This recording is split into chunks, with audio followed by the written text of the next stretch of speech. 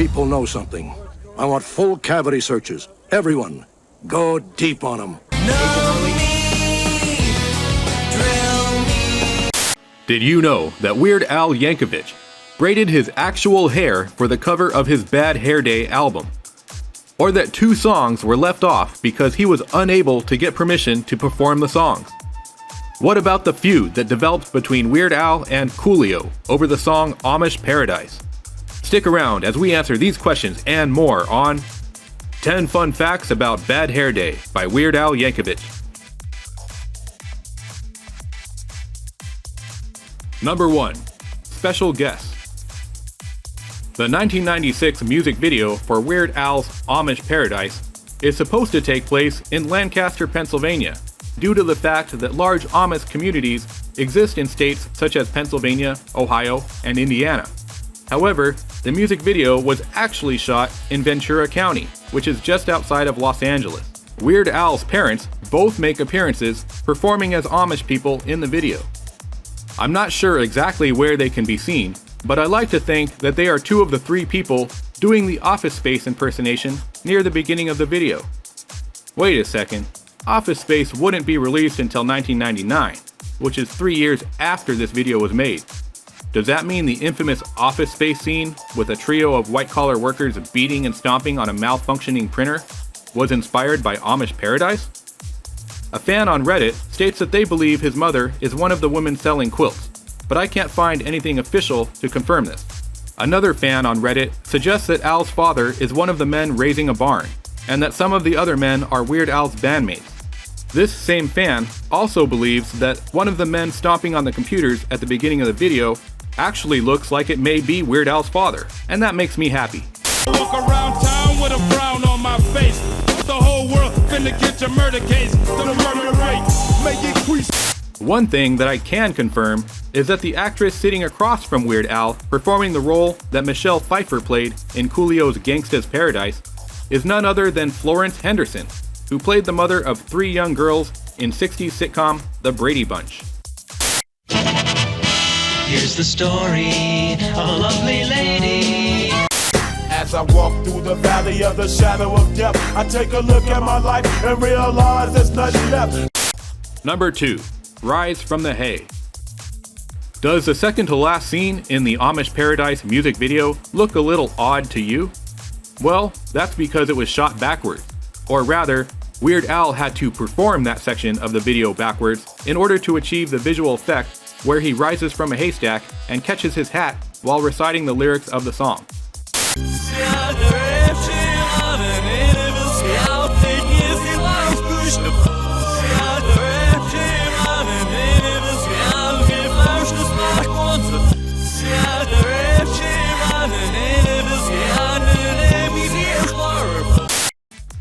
Number 3. Weird Al's Actual Hair.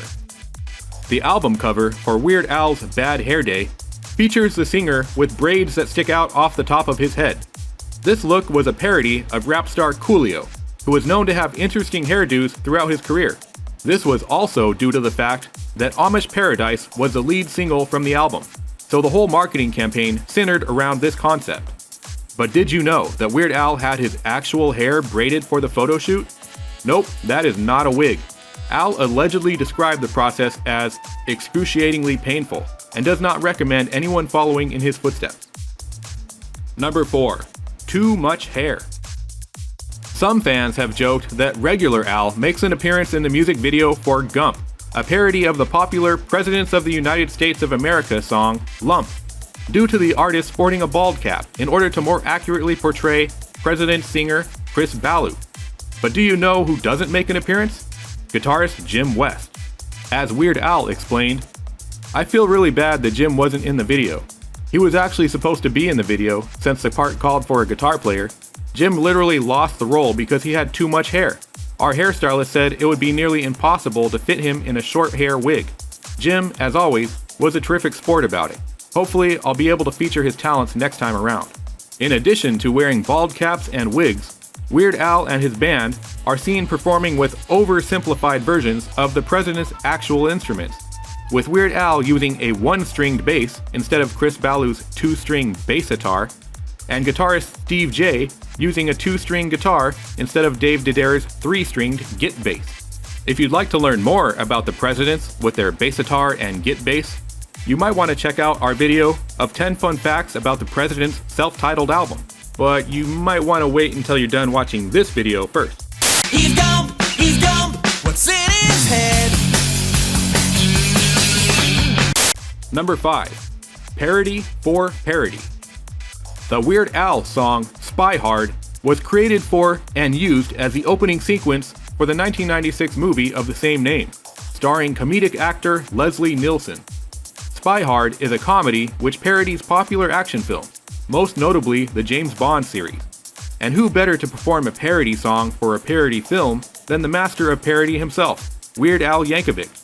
While it was technically never released on the Bad Hair Day album, it did appear as a B-side on the Gump single before eventually being released as a single of its own. The song and music video mimics that of a traditional opening sequence to a James Bond film, most notably Thunderball, which was performed by the late Tom Jones. An urban legend suggests that the Welsh singer held the song's final note for so long that he passed out. As such, Weird Al holds the final note of the parody so long that his head explodes. Weird Al actually intended to loop his voice in order to reach the required length, but when he performed the song in the studio, he was able to hold the note long enough on his own. So that is his actual performance, which can be heard in the song, free from any studio trickery. A man of intrigue, he lives for the thrill. He always runs while others walk. Number 6. Green Eggs and Friends. Many popular performing artists have approved Weird Al Yankovic to create parodies of their hit songs. But what about the artists who have refused to allow Weird Al to parody their work? Well, in the case of the album Bad Hair Day, the culprits aren't so much artists as much as they are companies that own an artist's work. Weird Al had originally wanted to perform a parody of U2's song Numb, which would have been called Green Eggs and Ham, and would have featured lines from the popular Dr. Seuss book. U2 were cool with the idea, but Weird Al was unable to get approval from the estate of Dr. Seuss, and as such was unable to include Green Eggs and Ham on Bad Hair Day. However, he does perform the song live at his concerts. Unfortunately, I wasn't able to get the proper clearance from the Dr. Seuss estate, so this will have to remain a concert-only favorite. I do not like green eggs and ham, I do not like them, Sam. He also wanted to create a parody of the theme song from the popular 90s sitcom Friends, which was written by the Rembrandts, turning I'll Be There For You into I'll Repair For You, a song about the 1990s sitcom Home Improvement, starring Tim Allen. Once again, the artist who wrote the song approved, but the producers of Friends would not approve, claiming that they didn't want the song to be overexposed. The Rembrandts had okayed that parody. The problem was with the producers of the Friends TV show, who said that they didn't want their theme song to get overexposed. As far as waiting for the show to lose popularity, what would be the point of doing it then?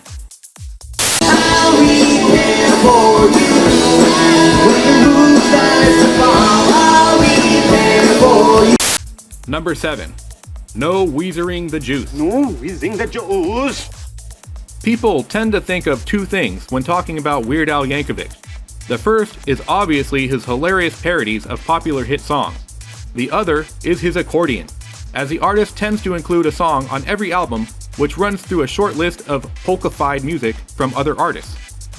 Bad Hair Day would include the alternative polka, where Weird Al covers artist songs such as Loser by Beck, Sex Type Thing by Stone Temple Pilots, All I Wanna Do by Sheryl Crow, Closer by 9 Inch Nails, You Oughta Know by Alanis Morissette, Bullet with Butterfly Wings by Smashing Pumpkins, My Friends by Red Hot Chili Peppers, I'll Stick Around by Foo Fighters, Black Hole Sun by Soundgarden, and Basket Case by Green Day. Attentive listeners notice that the inner artwork for the album includes a special thanks to Weezer, even though a parody of their music cannot be found anywhere on the album. Buddy Holly was originally supposed to be included until Weezer's management contacted Weird Al's team requesting him not to include Weezer's song in his polka medley, As Weird Al told a curious fan, Buddy Holly by Weezer was originally in the alternative polka. In fact, it was completely recorded and we were about to do the final mix when we got a call from Weezer's management. Apparently the song's writer, Rivers Cuomo, decided for whatever reason that he didn't want his song in my medley after all. So at the very last minute, after the special thanks had already been printed on the CD and cassette booklets, we had to physically cut the song out of the medley. I'm still kind of bummed about it. It sounded really cool. Weird Al has since released the Buddy Holly segment of Alternative Polka, which can be found on his official YouTube channel.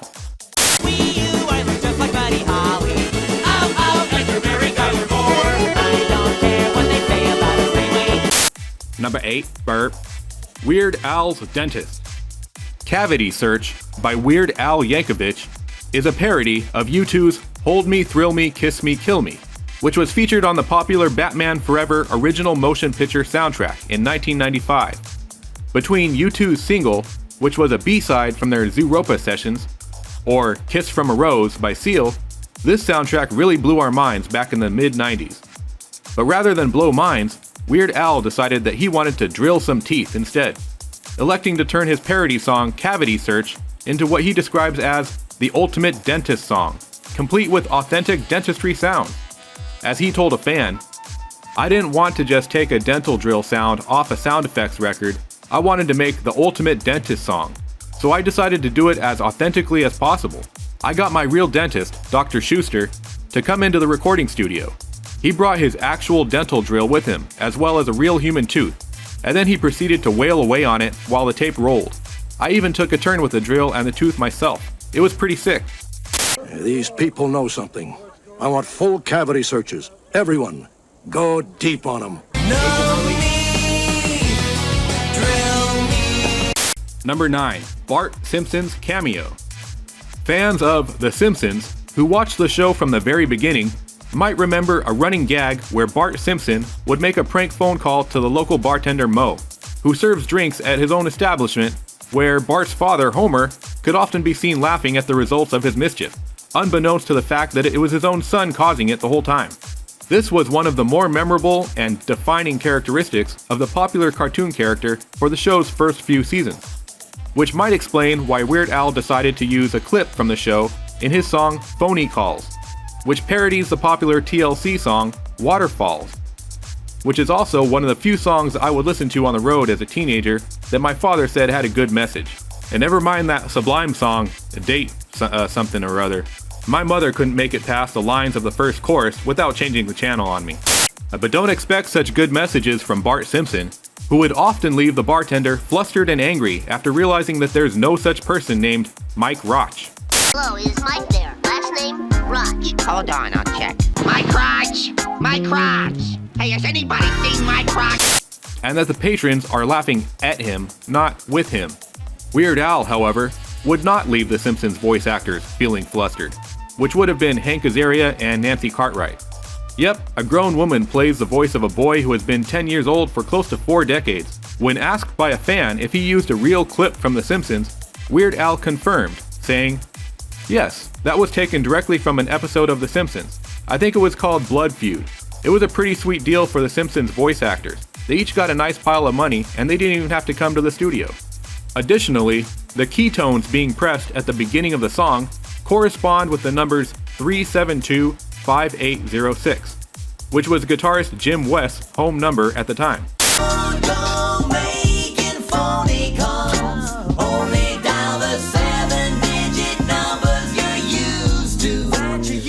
Number 10, Feud with Coolio. Weird Al Yankovic has performed parodies of hit songs from many big-name artists over his multi-decade career. Many of the artists who have been parodied by Weird Al have embraced his work as a badge of honor. However, gangster rap artist Coolio was not one of these people.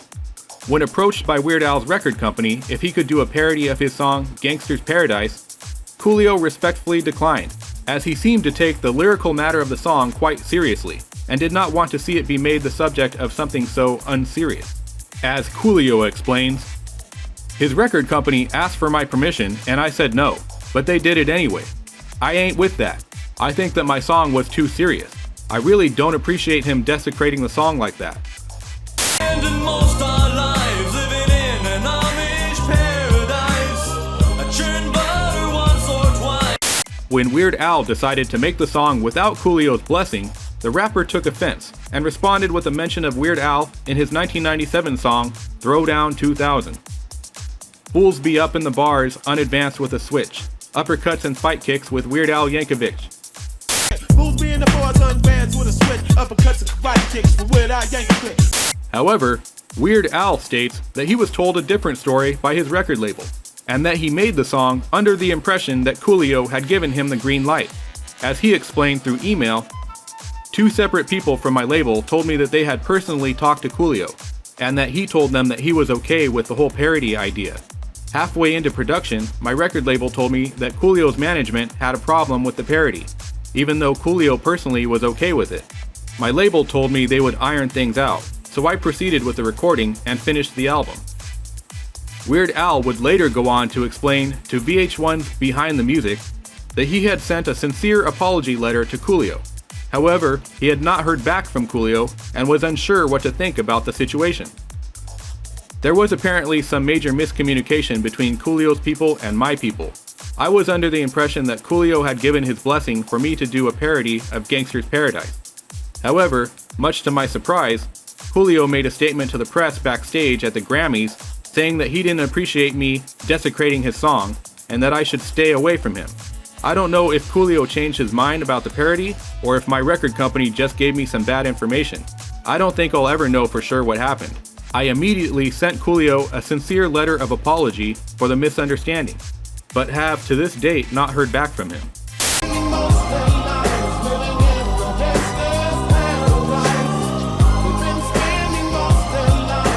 Coolio never gave Weird Al a direct response. But in an August 2000 episode of the radio show Loveline, Coolio expressed that he was no longer upset about the incident. That's an old subject, you know. Basically, I don't even think about it anymore. I don't care. Much peace to Weird Al's family. The rapper would later go on to tell Vice that he felt bad for getting so upset about Amish Paradise, and that he actually thinks the song is very funny. I let that go so long ago. Let me say this. I apologized to Weird Al a long time ago, and I was wrong. Y'all remember that. Everybody out there who reads this. Real men and real people should be able to admit when they're wrong, and I was wrong. He did parodies of Michael Jackson. He did parodies of all kinds of people, and I took offense to it because I was being cocky and being stupid, and I was wrong, and I should have embraced that and went with it. I listened to it a couple years after that, and it's actually funny as shit. It's one of those things where I made the wrong call and nobody stopped me. That's one thing I'm still upset about. My management at the time. Somebody should have stopped me from making that statement because it was dumb. And I think it hurt me a little bit. It made me seem stupid. Weird Al would also later explain that Coolio actually approached him at an event where Yankovic was signing autographs. Unsure if the gangster rapper was going to say hi or if he was about to pick a fight. As he explained in a Q&A session with his fans, well, it appears that 10 years after the initial brouhaha, Coolio has decided to let bygones be bygones.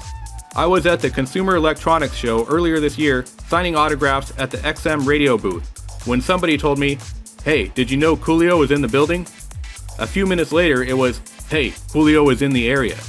And then, "Hey, Coolio is coming over here to see you." I admit I was a little nervous at the time, since I didn't know if I should be expecting a handshake or a punch in the eye. As it turned out, Coolio couldn't have been nicer. He just walked up to the table and started signing one of my pictures with his own name. The cameras started going off like crazy. I don't remember what we said to each other exactly, but it was all very friendly, and after a minute he was gone. I turned to the next person in line and said, "Did that really just happen?"